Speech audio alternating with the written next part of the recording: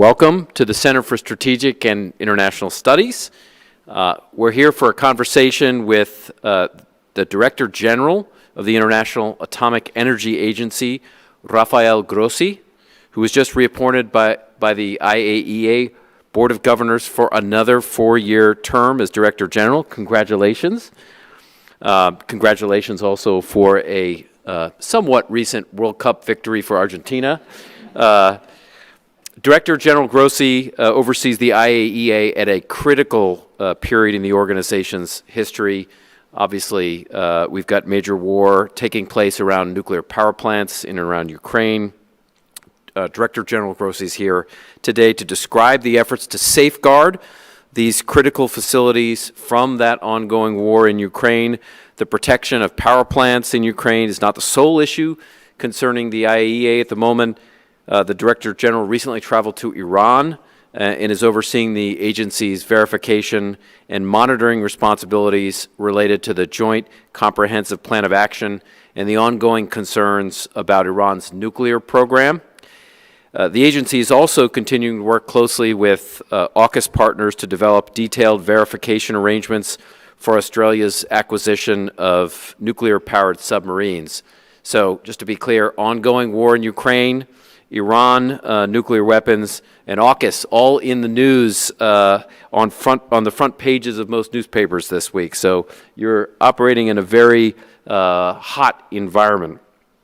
These are just a few of the items on a long list of efforts and responsibilities managed by Director General Grossi and the IAEA to safeguard nuclear material around the world. Director General Grossi is here at CSIS, joining us this afternoon after meeting with our 2023 cohort of nuclear scholars. It's a program run by the Project on Nuclear Issues here at CSIS for young professionals to learn from and network with nuclear experts from around the world, obviously including the director of the IAEA. Moderating this session will be Dr. Heather Williams, Director of the CSIS Project on Nuclear Issues, and a Senior Fellow with CSIS's International Security Program. So Heather, I hand the floor over to you. Thank you very much for hosting this. Thank you very much for the introduction. Hello, everybody. As Dr. Jones said, I'm Heather Williams. I'm the director of the Project on Nuclear Issues, affectionately known as PONI. And we are just absolutely thrilled today for today's discussion with Director General of the IAEA, Rafael Grossi. For those of you in person, also for those of you joining virtually, thank you so much for joining this important conversation. As Dr. Jones said, there's a lot of ground to cover here. Ukraine, Iran, AUKUS.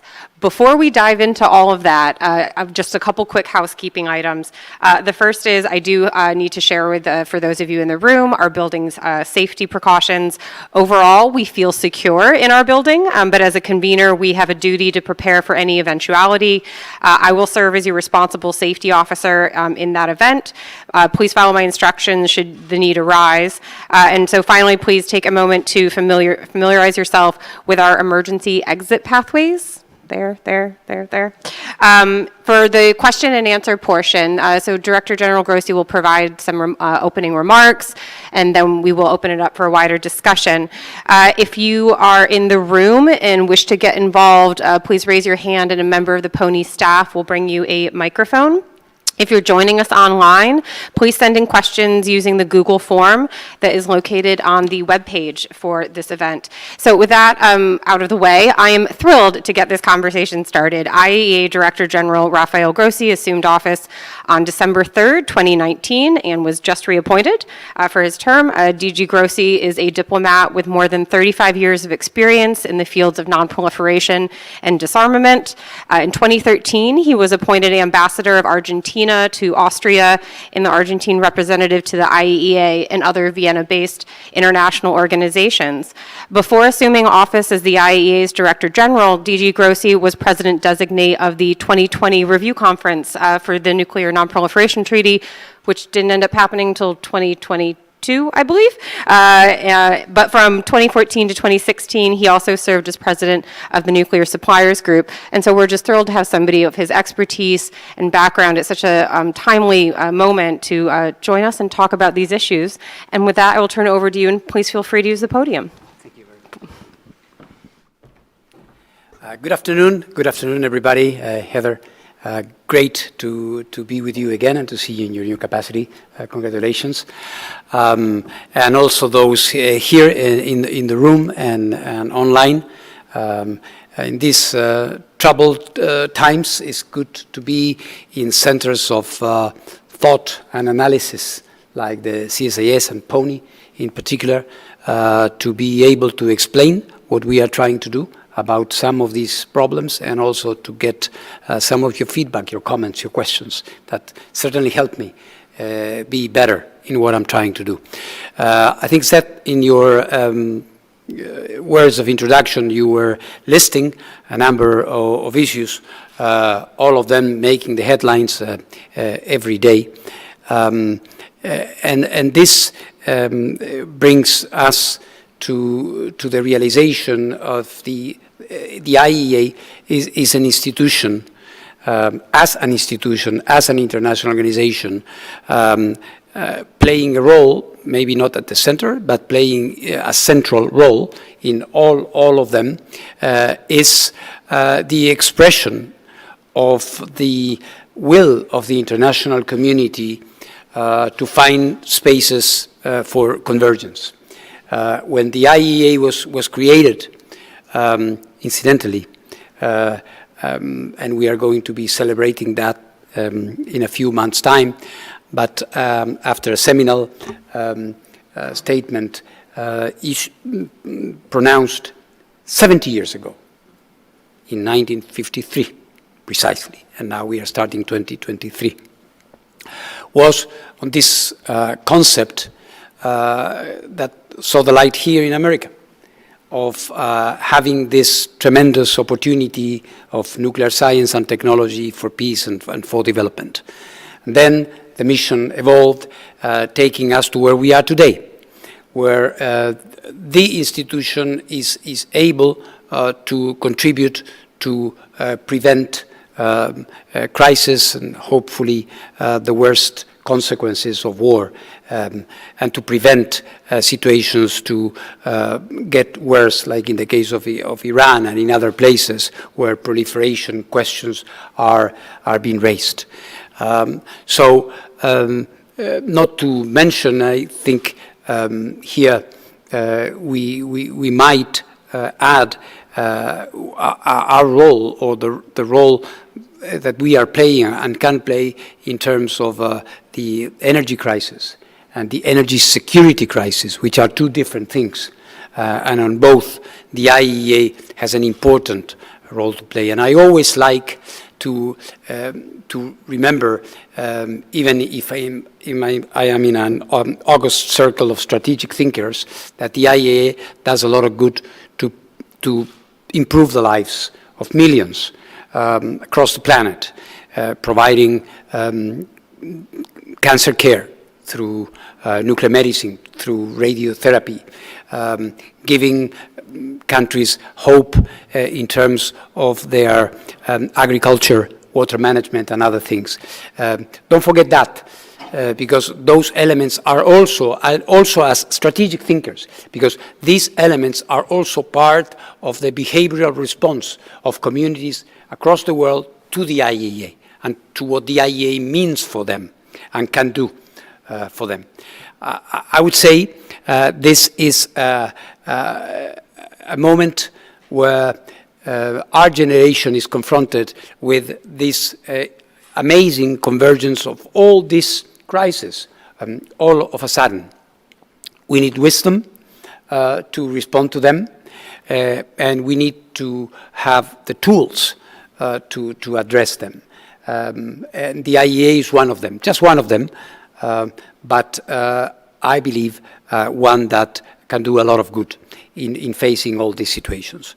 So we are dealing with them, and I'm here in Washington at a very particular moment where just 24 hours ago, the president of this country, with the prime minister of two important nations, the United Kingdom and Australia, announced a very ambitious project that for the first time in history is going to allow a country that does not have nuclear weapons to be equipped with nuclear-powered capacities, which will have an important strategic effect. And in all of this, again, the IAEA is called to play a role, which is in itself in an area that is by nature strategic, because this is going to be altering the landscape of an important region like the Indo-Pacific, where many of the controversies and tensions that we are facing are going to be manifesting themselves, whether we like it or not, in the next few decades. So in all of this, the IAEA, what the IAEA is doing, what the IAEA can do, is what I'm going to try to answer today through the, I'm sure, we're going to be your very sharp questions. So my pleasure to be with you again, and in your hands, Heather, to start looking at this thing through the unique prism of your questions. Thank you very much.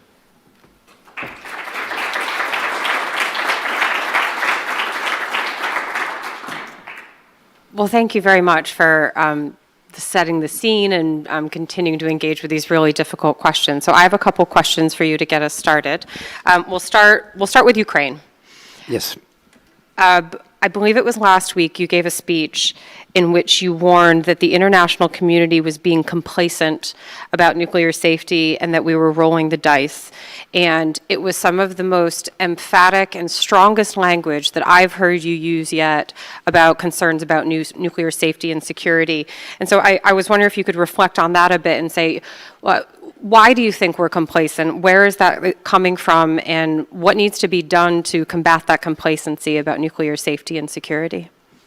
Well, I believe that at certain moments it is important when confronted with such dramatic circumstances to face the facts, to express them in all clarity, and not to sugarcoat what could be the consequences of our own inaction in the face of these issues. As head of an international organization, I'm not one of those who say, well, I'm in the hands of member states, I can do only what member states allow me to do.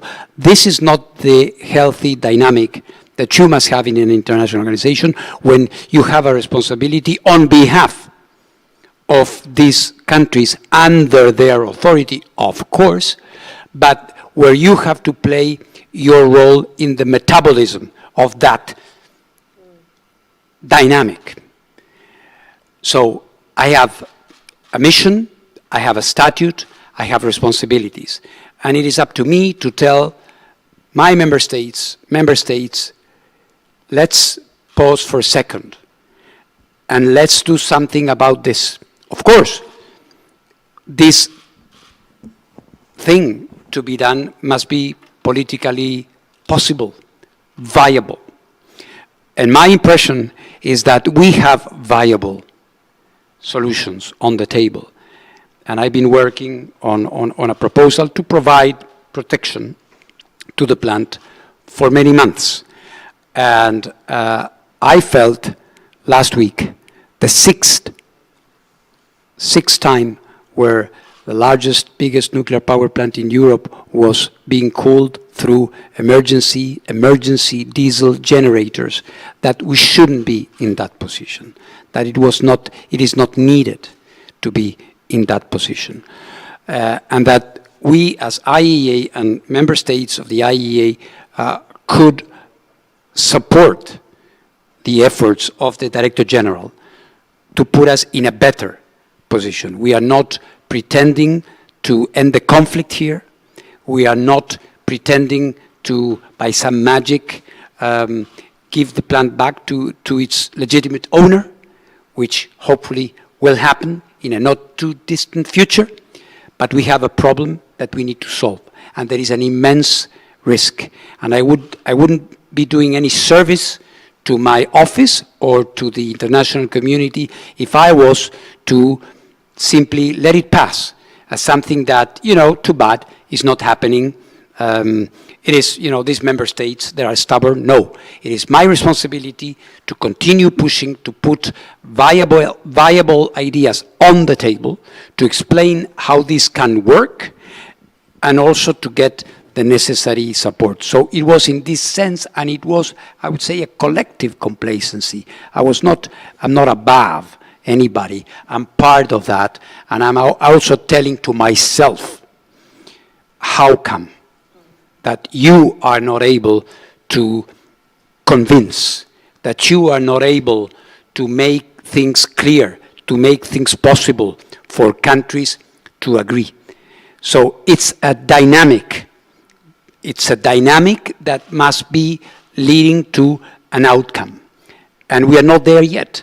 Hence my frustration, but it is not a frustration that is devoid of a sense of purpose and fundamentally, yes, optimism. I believe we are going to be able to do something about this. I truly believe it. But there are moments, and there are bad moments, and that was a very dark one. And I hope we will not have a seventh situation, or worse than that, an accident to regret, not having done what we knew was necessary at the time where we could still do it. You refer to this as dynamic, and it strikes me as a very challenging dynamic, where on the one hand you recognize your personal agency, your personal responsibility, and the IAEA's role in this, while at the same time, as you said, you aren't trying to get into solving this crisis. And I'm curious if you could say a bit about how you strike that political balance, given all of the diversity of members,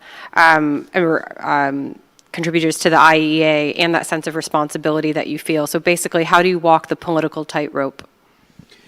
Well, I think it is important to be aware of where countries are coming from, what their strategic objectives are, while not discussing them or not having them on the table as part of the negotiation, but having clairvoyance in this regard, knowing what is behind countries' positions and objectives. Of course, there are limits to everything.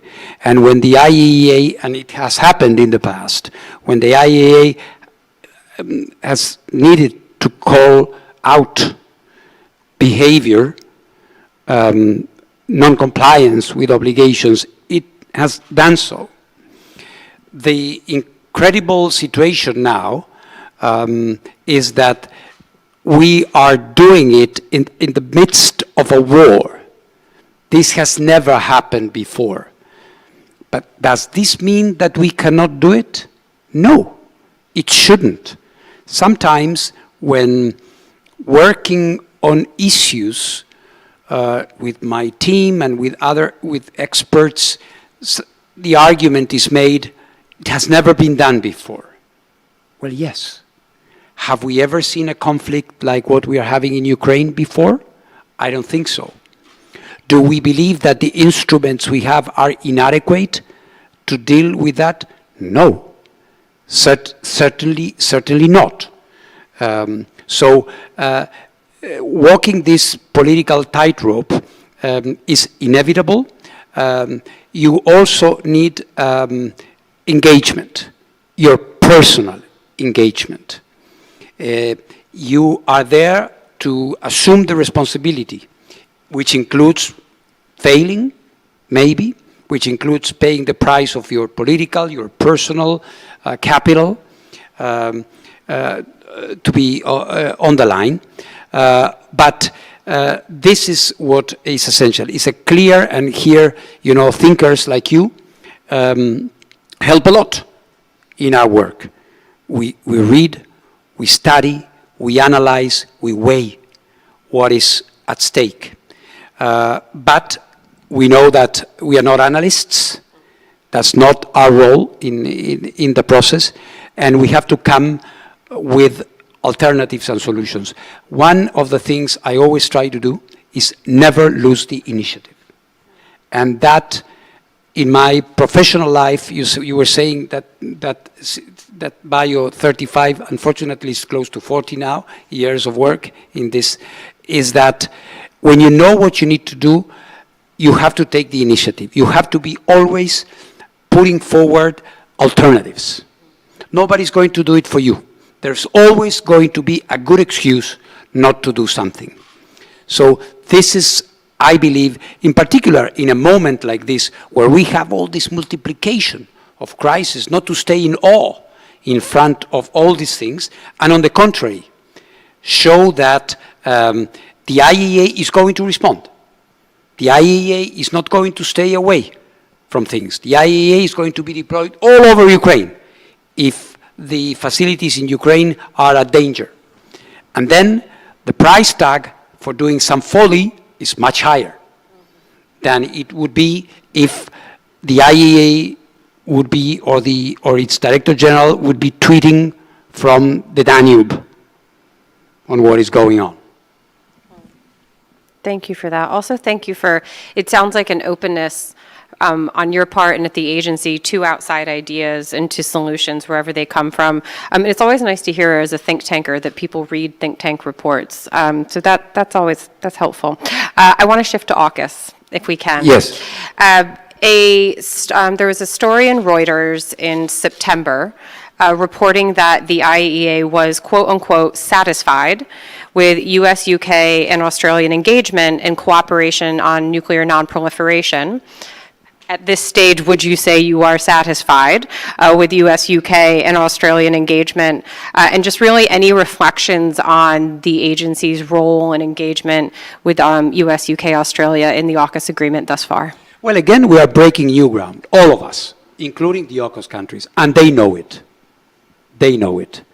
And for this, I'm grateful, because they know they have an enormous responsibility here, because we all sustain the non-proliferation regime, and we know that even if what is being attempted by the AUKUS countries exists and figures within the catalog of available options, it is in the, you have the possibility to do this. This has never done before. Again, going back to my previous comment, doesn't mean that it cannot be done. It can be done, but it will require an enormous effort on everybody's side. Because again, we have to think of a level playing field. We have to think of observing the rules in a manner that is applicable to all. And we have to think of a technological option that requires, and this is the wisdom of the legislator here, requires some special action, because what is going to happen is relevant. A country is going to exclude big amounts of nuclear material at very high levels of enrichment from our inspectors. So our obligation and their commitment is there to make it so that we can account for the last gram of that material. And we know it is technically possible, but that it will require a big effort, because there are technological issues. You have to think that, according to what we learned yesterday, the United States will be selling incredibly sensitive technology around which there are many restrictions, confidentiality, classified information. Most of it, if not almost all, is involved. Australia is going to receive it. There are going to be facilities that are going to be hosting these boats. etc., etc. And we have to be able to provide the technologically sound answers to that. If we don't do it, then there is a risk. There is a big risk to the non-proliferation regime. So this is why I've said in these quotes that I was satisfied to see that these countries were listening to us, that they understood from day one that what they were doing was, in the literary sense of the word and not as an adjective, extraordinary, out of the ordinary, which demands out of the ordinary measures, out of the ordinary behavior, out of the ordinary understandings among us. So the bar is set as high as it possibly can in terms of this. People say, well, if this happens, other countries will want that. I don't know. I don't know. That may or may not happen. By the way, there is another country that has already invoked this possibility. So it's not the first.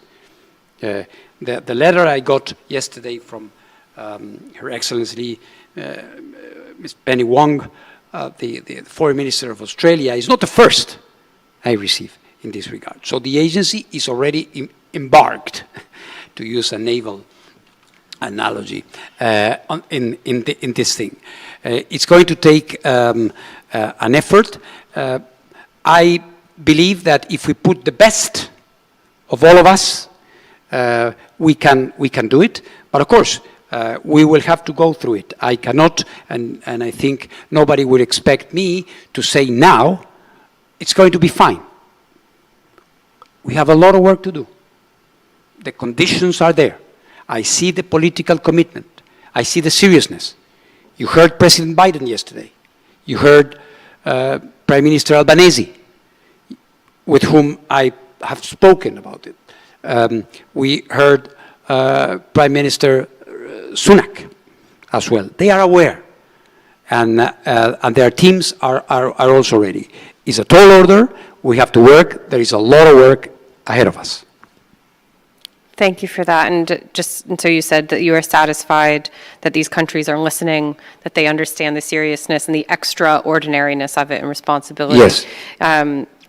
So to follow up on that, the IAEA statement on AUKUS mentioned Foreign Minister Wong saying that they would be requesting the agency to commence negotiations on Article 14 of Australia's Comprehensive Safeguards Agreement. I was wondering if you have any sense, what is the timeline for this? Well, I think the timeline shall have to adjust to the timely delivery of the boats. We'll have to be ahead of that, well ahead of that. So this is why this is so complex. We will have to work in synchronicity, the legal, the technical teams, with the supplier here in the United States, and with Australia. And mind you, the work has started. We already received preliminary design information. The safeguards mechanisms and commitments are so that you have a set of obligations that need to be fulfilled as time passes. So the process has started, and then we are going to be starting this interaction. Safeguards negotiations are very technical. They are complex. Normally, they take some time, but here we have some time pressure, of course, and we have to deliver in time. Otherwise, let me remind you, and I think the countries are aware of this, otherwise it will not be possible for the agency to say, okay. And as I said in the statement that was issued today, earlier today, the Board of Governors has to look at it, take appropriate action. I think the process is a model of transparency, the process. We have to fulfill it with content, with real content. But the process is there, and there's everything we need there in the catalog of measures. Now we have to fill in the blanks. Great, thank you. One last question from me, and then I'll be opening it up to the audience, so get your questions ready. This question, so the key issues that are on the agency's agenda at the moment, Ukraine, Iran, AUKUS, these are obviously taking place during a climate of great power competition, geopolitical instability. You're the head of a technical agency. How do you manage the current political environment? And as you look ahead to your next 4 years as DG, what's concerning you the most right now? Well, I think the technical nature of the IAEA is in its configuration. It should never be an excuse not to assume the legal and political responsibilities that come with it. The agency expresses itself in a domain which is technical, but is based on a political and legal commitment stemming from that 1953 idea, all right, and which was reflected in a body of law. So this is one thing which is important. The next few years will be years of a mix of reaction to crisis, but also, and very importantly, enabling possibilities for the international community. And this is very, very important. When we deal with the energy security crisis, when we need with the decarbonization of the energy mix in the world, when we deal with all these other activities where nuclear science and technology are real answers to needs that we have as an international community, I take this as equally important, not less or more, equally important in this mix. You and I have worked on NPT issues, and we have discussed, and I think the audience is aware of the this balance between promotional, developmental, human development activities that are intrinsically linked with nuclear science and technology and the strategic side of the agenda. So my impression, my aspiration is that we start to move the needle. We start to move the needle in a direction that will make a difference. When I see what happens in the world in terms of access to radiotherapy, I say to myself that this is obscene in terms of lack of access. And we need to make a difference. We need to make a difference. It's not impossible at all. And we need to take this seriously. This is not the price for countries to accept safeguards, for God's sakes. This is part of the ethical, moral responsibility to deal with nuclear science in a responsible way. And the IAEA has not been able to be that yet. So I think these 4 years ahead of us are so exciting, Heather. Because if we get to realize the expressions of safeguards in this way that we just described it in naval propulsion, that it's applicable to icebreakers, for example, as well, and to other means of transportation. And if we do the other thing, then it will be a good 4 years. Well, as you said, you're an optimist, so I'm fully confident you can achieve all these things. So we'll check back with you in 4 years and see how it's looking. So I'll open it up and we'll take a couple of questions from the room. So we'll take gentlemen in the front row here first. If you could please introduce yourself when you ask your question. Capital Intelligence, CI Ukraine. My question goes to Mr. Ambassador Grossi. We have the nuclear plant, which is, I believe, 6 Chernobyls. What is the situation on the ground today? What needs to be done? And what else is the agency looking at protecting other nuclear plants in Ukraine, but also possibly Russia and the border? I mean, this is the most serious nuclear threat in our life. You mean Chernobyl and the other plants? No, I meant that plant is like 6 Chernobyls. I mean, in size, I believe it's the largest nuclear plant. It's bigger. Bigger than, so we have potentially 6 Chernobyl accidents in Europe. I mean, this is a lose-lose for everyone. So what's the position on the ground on the Ukraine plant, says it in B, and what are you planning to do to protect the other plants in the area? Yes. Well, thank you for the question. On Zaporizhzhia, of course, the issue is we are there.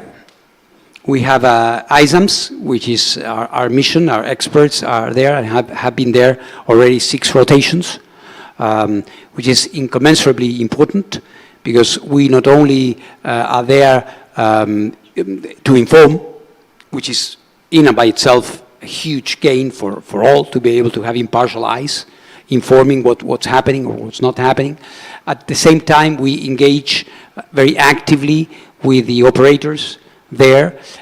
We are involved or are able to express our views on decisions that have to do with the operation of the plant. We put questions. I mean, by virtue of being there, we can weigh, in a certain sense, on what is going on there. My goal is to have a political commitment to avoid an accident. That is my most important goal there, although we are going to stay performing all these other functions. The other facilities, when the war and the raids over vast areas of the Ukrainian territory started over the past few months, towards the end of the summer and beginning of the fall, President Zelensky requested me to deploy in all the other facilities, which we did. I think here there's a combination of a technical assistance function and also the very relevant, symbolic, historic fact that the IAEA flag is flying atop these facilities of a country at war, thinking about things that are happening now and we could never imagine before. And we have our people there, and so the international community knows. So we can be an alert on anything that may be happening. We do have also technical missions, technical activities. We performed a number of assessments before coming to them. Each facility has different issues, safety-wise and security-wise, and we are working together with Ukraine to solve them through the presence of our experts there. Thank you. Another question from in the room. Ashley, up here in front, please.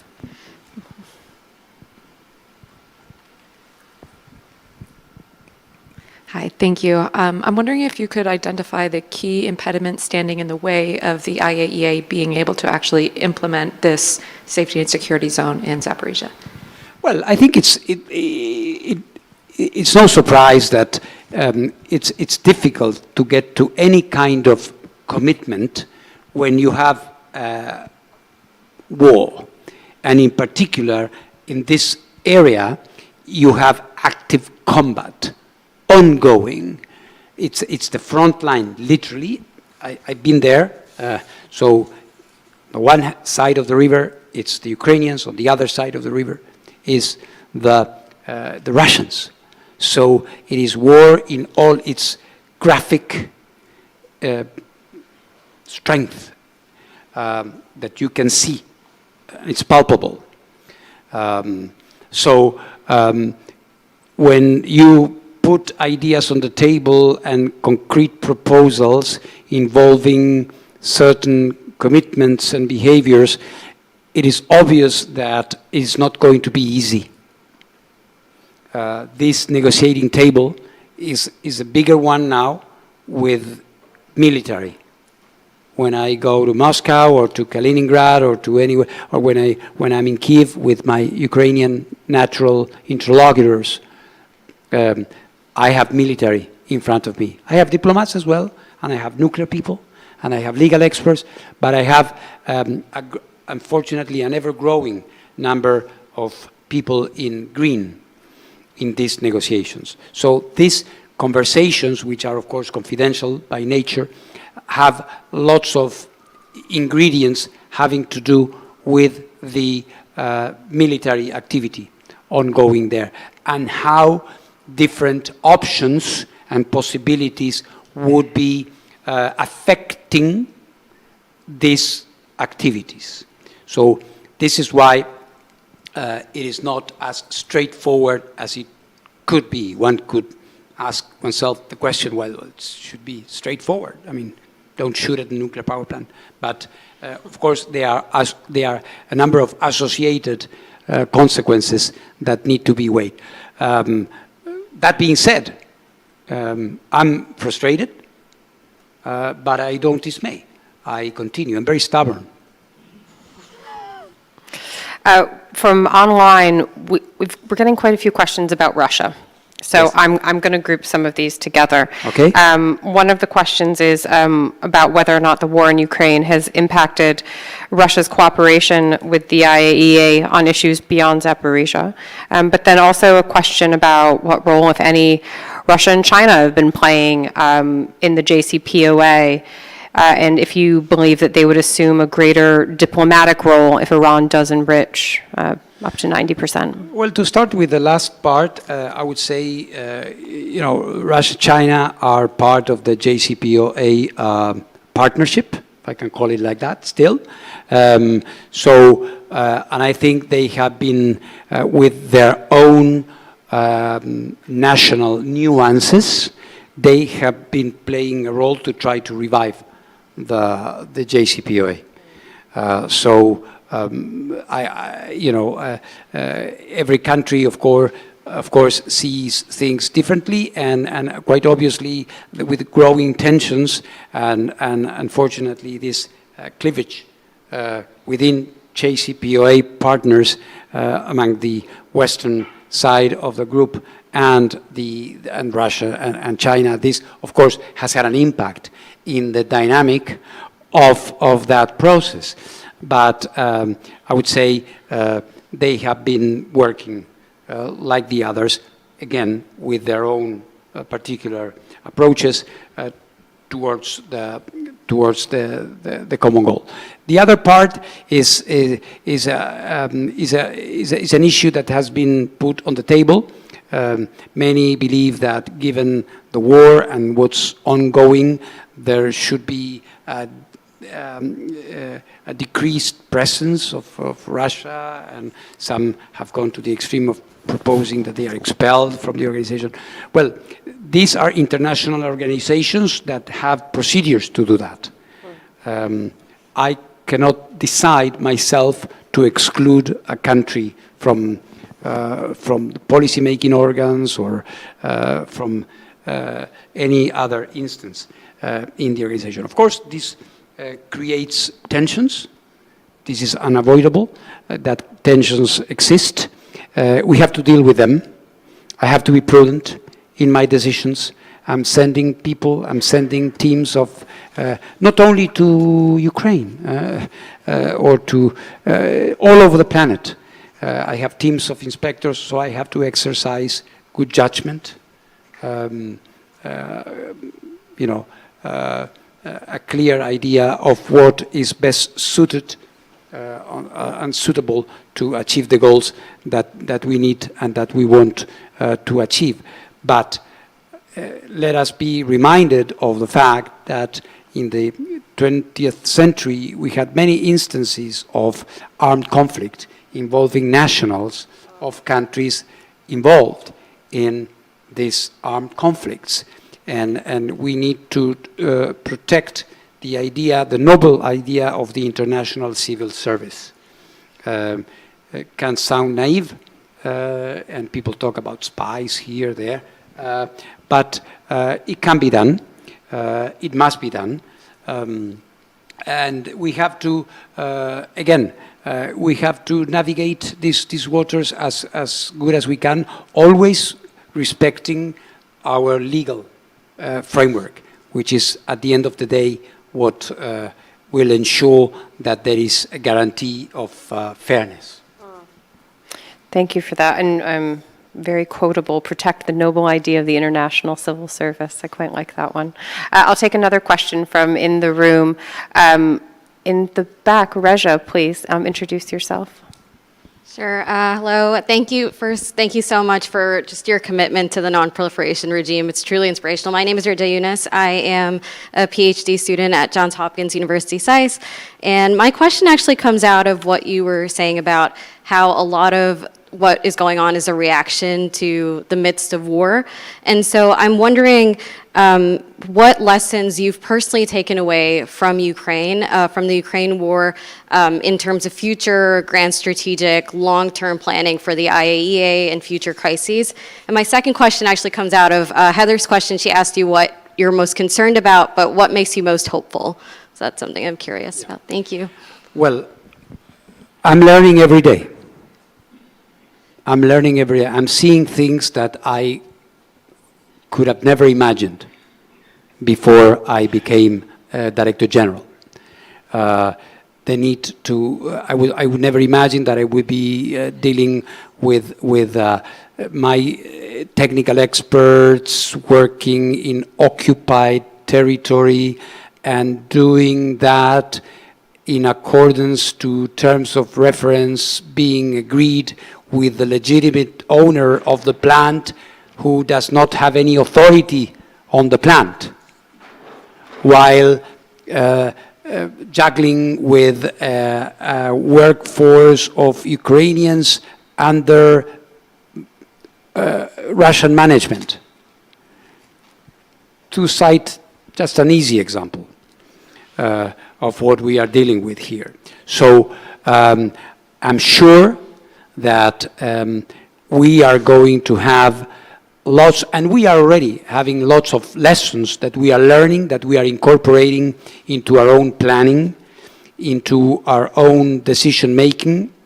We now have, I would say, a very big number of people working on specifically on Ukraine in my Department of Nuclear Safety and Security, because you have to think that behind these 4 or 5 brave women and men out there, there is a huge team working at headquarters and in some other places, sustaining their effort, communicating with them, helping them do what they need to do. So again, for the safety, for the Nuclear Safety and Security Department, this has also been a tremendously disruptive, in the literal sense of the word, phenomenon that had led us to have to adapt.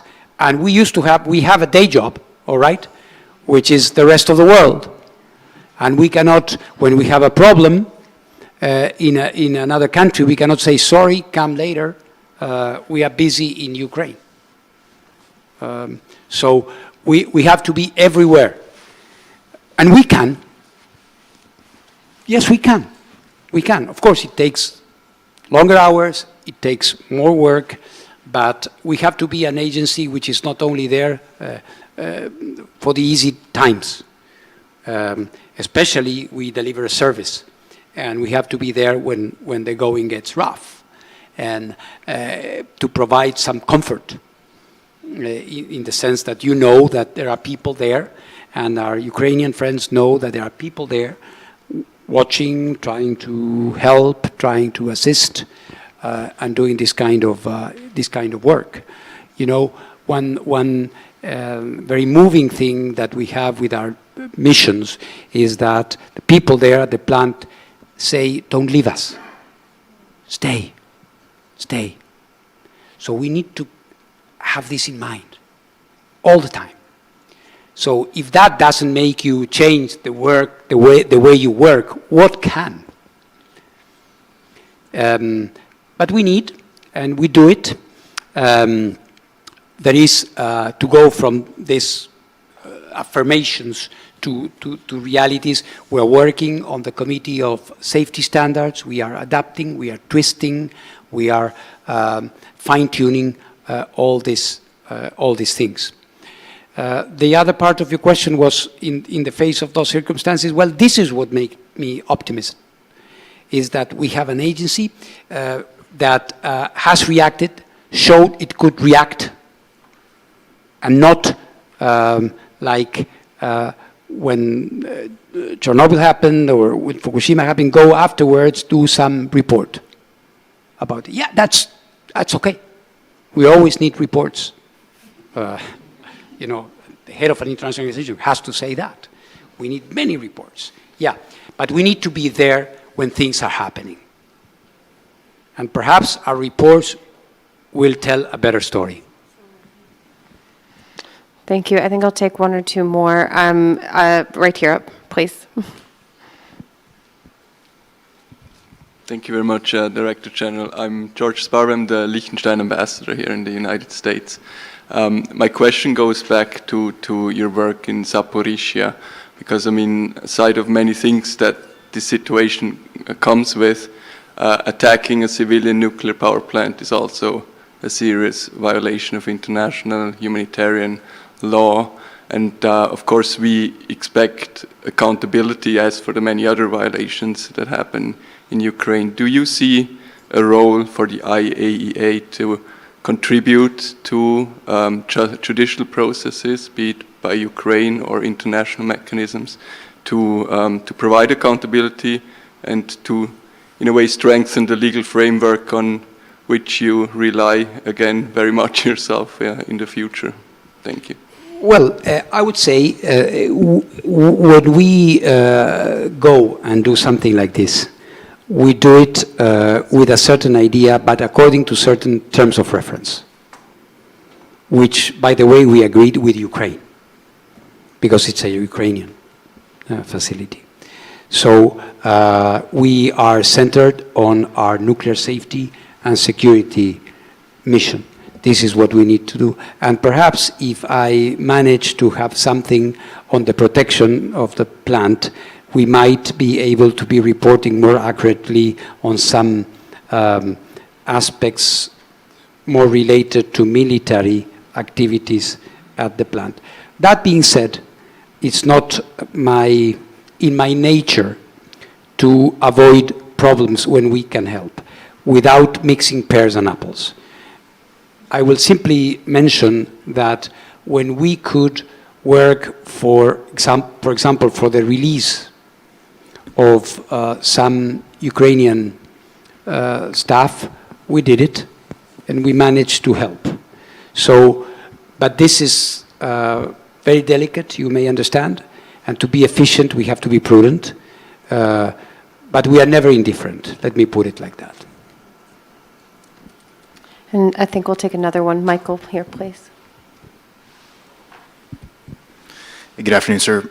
Lieutenant Mike Walker. I'm a submarine officer in the U.S. Navy, also a PONI nuclear scholar. My question is about the AUKUS agreement. So my understanding is that the first phase of that agreement will involve the transfer of the S9G power plant, which requires very high levels of enrichment. And then phase 2 will likely involve a totally new plant design. I'm curious if you hold any views on that new plant design, like should we pursue lower levels of enrichment in that plant? Well, there are two phases, like you are saying. And I think on the second one, there are still many issues that need to be clarified. And we understand from the AUKUS partners that a number of technical details are still being defined. We know that irrespective of the actual technical elements in the design, which are, if you allow me, less important for us than the actual verifiability of the nuclear material, which is what counts for me, irrespective of the type of the reactor, the technical configuration. What I can tell you is that the second phase will be very demanding because it will imply a lot of activity in Australia. The Australians are going to start building, constructing submarines. Perhaps they're going to get the reactor, but still, there is going to be a number of facilities, storage places, etc., which are going to demand specific inspection activity. Why? Because the proliferation points are going to be much higher, I mean, more numerous than what you would have in a context of an acquisition of a ready-made, ready constructed boat. So I see that the degree of sophistication of the approach is going to be growing as we move into the second phase. But in any case, we should never forget about one thing, at least for us, from my perspective from the IAEA. Our objective is to account for the material. So we need to have the tools, the safeguard tools that would allow us to do that. And then to look at the proliferation potential choke points or exit points to be able to secure those.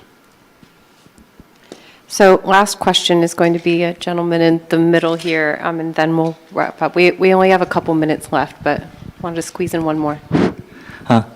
Thank you very much, sir. Your remarks and comment are very useful to understand the nuclear related issues. My question is about North Korea. I think that the North Korean nuclear program is one of major nuclear issues such as the Ukraine war occurs and Iran you mentioned. Within this context, what is your specific, do you have any specific plan on North Korea's nuclear issue, or how will the IAEA deal with North Korea's nuclear development? Thank you, sir. Had to get in North Korea. Yeah, of course. Well, this is one very important issue, and as you know, unfortunately, since 2009, the IAEA inspectors were banned from DPRK, and we have been absent. That doesn't mean that we do not have a pretty good idea of what is going there. I have been trying, for those following this issue closely, I've been trying to have more in-depth reports on the situation there, on what I've called a spawning nuclear program. In the past, it used to be Yongbyon and some well-known facilities. Now this has grown into something much bigger, much wider, much more complex. As IAEA, we will take eventually a verification mandate from member states. And so there is an assumption that there should be a political agreement. That doesn't mean that there cannot be perhaps technical ways to engage at some point. Nuclear safety, nuclear security, there are issues that we are exploring. I am a firm believer on establishing contacts. I had good conversations with President Yon in Seoul in this respect. And of course, it is the margin that we have there is quite limited, but I don't think it is totally excluded that we can start doing some work there in a not so long. Director General Grossi, you have delivered a message of optimism despite a very difficult time. I think you have also delivered a call to action for all of us to work to uphold international agreements, to avoid complacency, and also to not be afraid of problems, but really work to find solutions and to feed them into the policy process. So I really want to thank you in closing for your leadership and commitment to these issues, and also to really thank you for the time that you've taken to come here and offering a really fresh firsthand account of your role and the agency's role and the ongoing work. So thank you very much, and everybody please join me in thanking Director General Grossi. Thank you very much.